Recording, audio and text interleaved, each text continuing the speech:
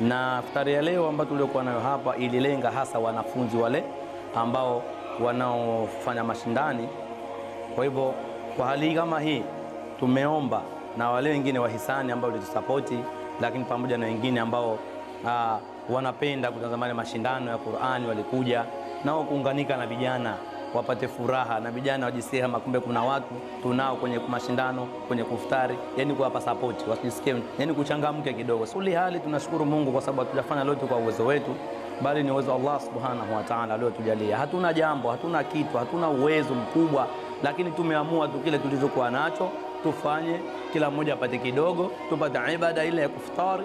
Hakuna chengine tulichokusudia isipokuwa ni radhi za Allah subhanahu wa ta'ala.